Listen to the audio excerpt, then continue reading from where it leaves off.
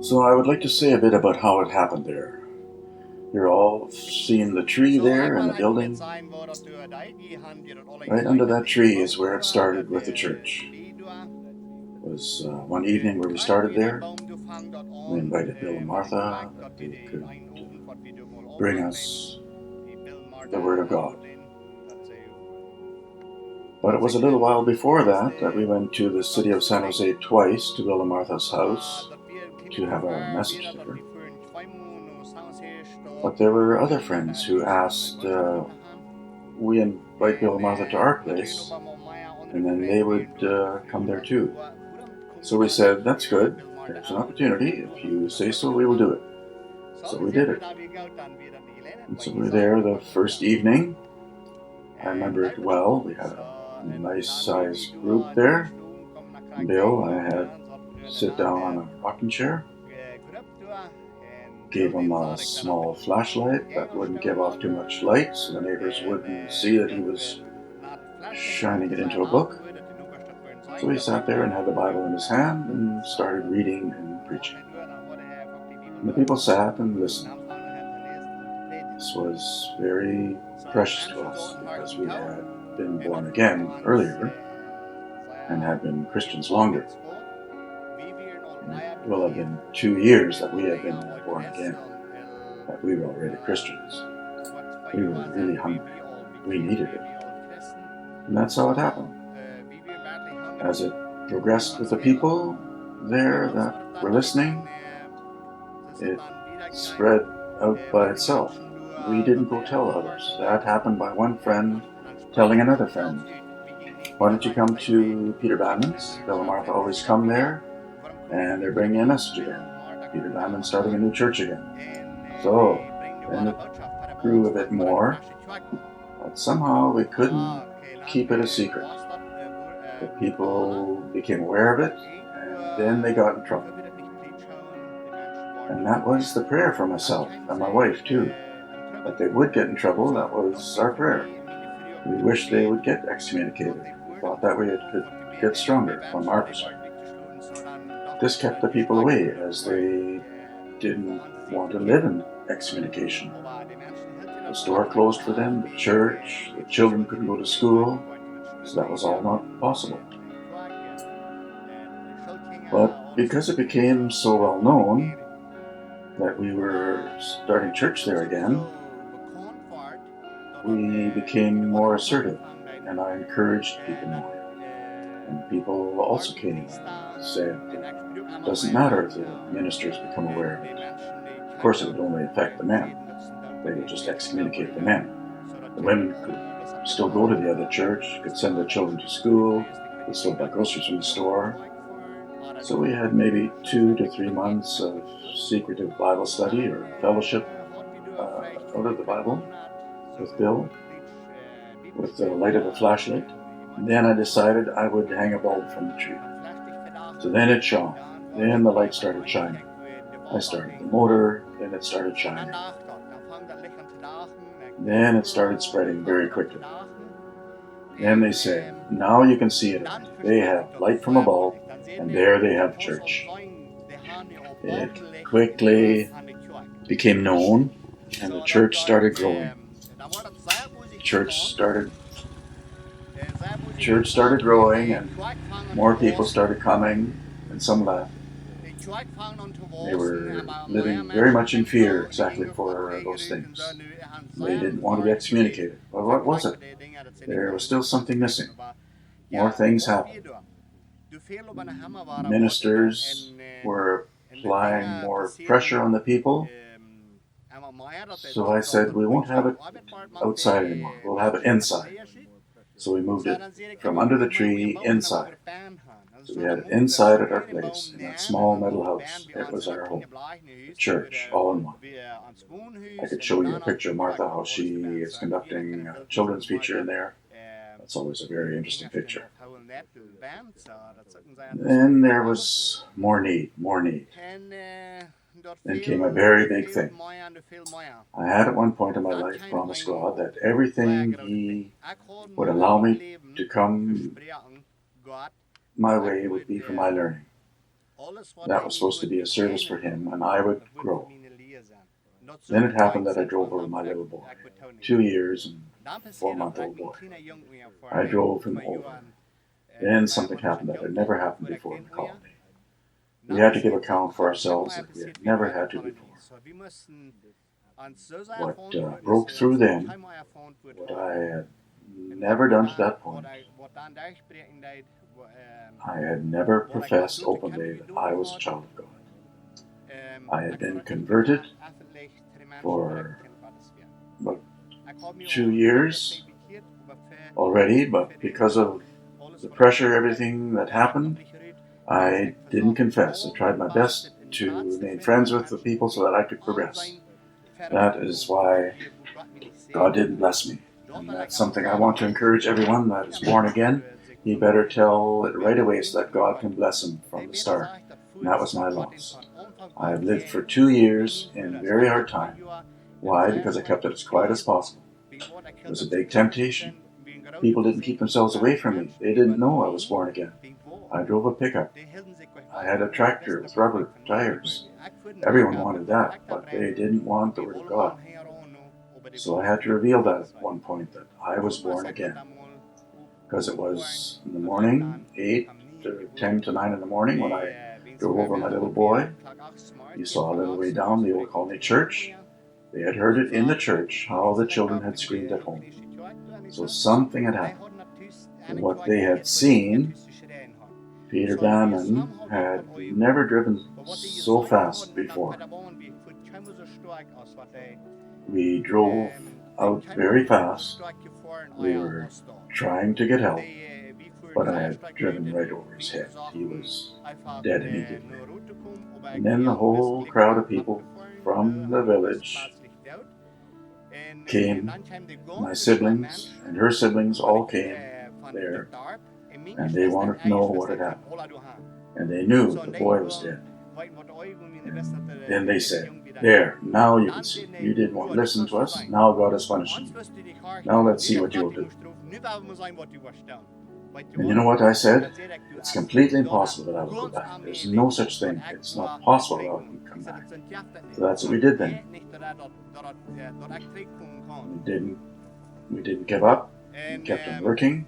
It was a very difficult time.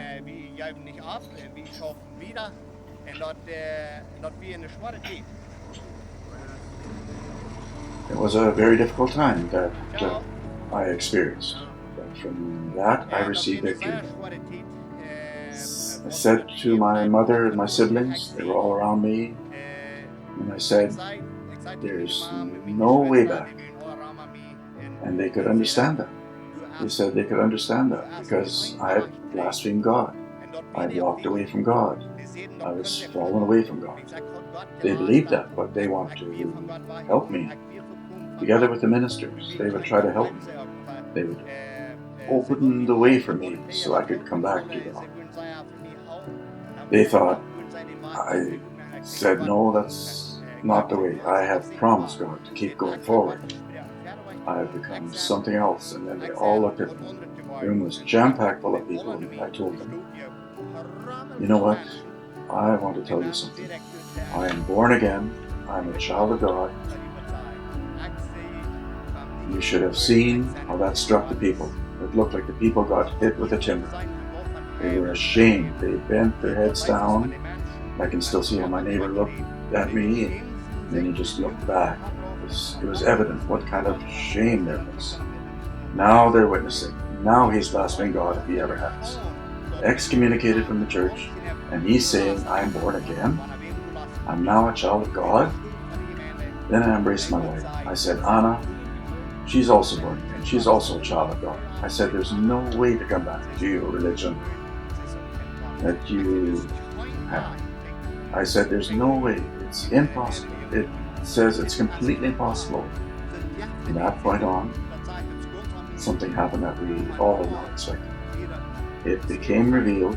I had victory, and the people started to avoid me. I didn't have to avoid them. They went to a drinking establishment, to the 45, to a business where they were dancing or drinking. I went to buy myself a drink or water like this. That room didn't empty itself. They walked out on their own. They didn't ever offer me anything. Peter, don't you want a beer or a cigarette or anything like that? Nothing. From then on, I didn't have to tell them anything. That was my victory. Holy Spirit was working from there. Then I didn't have to fight with it anymore. That was very encouraging. But what I want to say, what happened with that? The church didn't stop. The church grew. My little boy died, and on the funeral, on the day of the funeral, a woman from the colony was converted. Those people now live where we do too. And the whole family has progressed.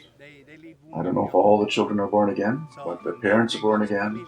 The children from the oldest to over half of the children, I'm certain they are all converted.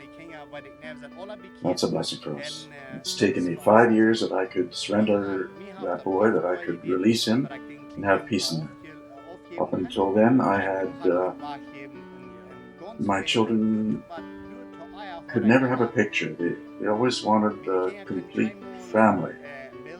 They could never have a picture because I would cry bitterly, whether I wanted to or not.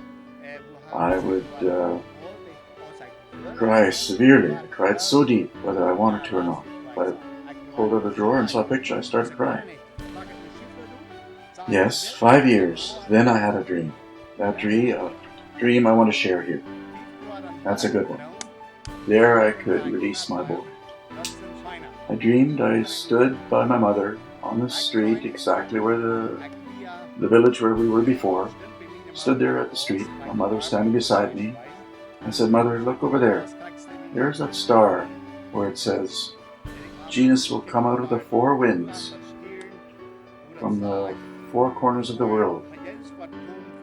Jesus will gather his children.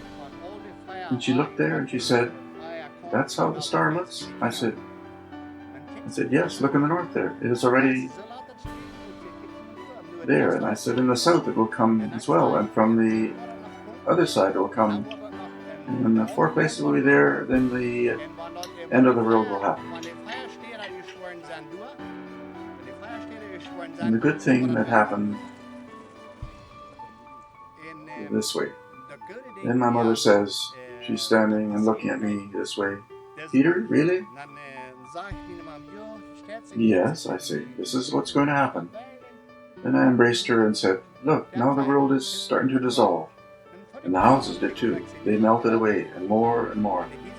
Then I remembered the words the Bible says. The people that will remain until the end of the world will be transformed to incorruptible. They will all be changed, so they will have a new body. Isn't that right?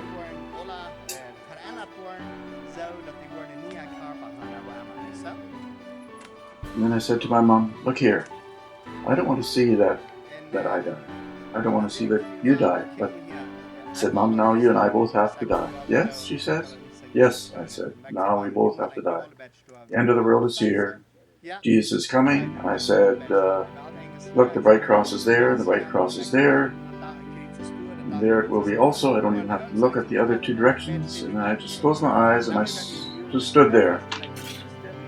Like this, my mom beside me, and it was just for a time, and then I woke. It was all different. I wasn't myself. Mother wasn't there. I wasn't on earth. I was nowhere. And then I realized I was in something that I couldn't explain. I was about in this deep, and it looked so bright green, so beautiful. I had never seen anything like it. And I swam along with it, and I heard a lot of children's voices in there. And then I remembered, Willie, where's Willie? Then I looked around. Is Willie just a lot of voices, nothing to see? And I just swam along, up and down. Oh, are there no adults in heaven? Couldn't see any. And I listened. Are there more mature voices? Adult voices? Few, very few. But children's voices, very, very many. Good. I thought, this is good. I knew Willie was in heaven, I was in heaven, so I woke up. I tell you, a joy so big. I can just tell you, so great as no one has been able to tell. Then I felt good. Okay, what happened? What happened? 2 days later, I come inside from work, from outside. And before that, my children had asked Anna, my wife, Mom, can't we ever have a picture on the wall from our whole family? Well, you have to find out if Dad will be able to handle it. So they had hung such a nice big picture behind the table on the wall. And you know what? I came and opened the door, you know where our house is. I opened the door, went inside, and that picture shone so clear in my face. I was happy. It was all over. I didn't even have to possibly cry. I was just saved. I was happy. And that picture we could always have there. And the time we removed it, I can look in the drawer, whatever. A little boy, I've never cried again until today that I'm sharing this. Never cried, always been very good. So this is a short, sweet story that I have a lot more to tell you. I could tell you about the funeral, how that came about. I would gladly share that with you, but I can't do that right now. So goodbye.